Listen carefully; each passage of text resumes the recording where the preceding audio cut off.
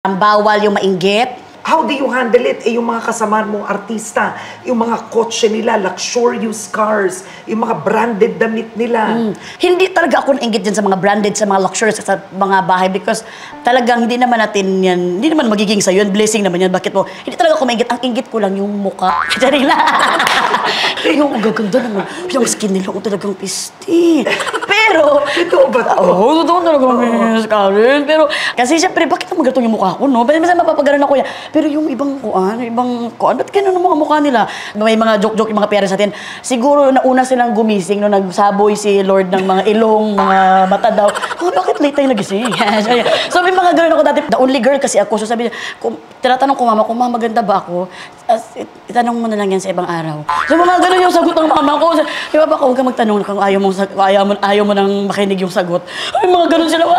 So, pero dati, tumatawa lang kami. Yung family namin, tawa-tawa lang kami. Hindi na talaga namin dinidibdib.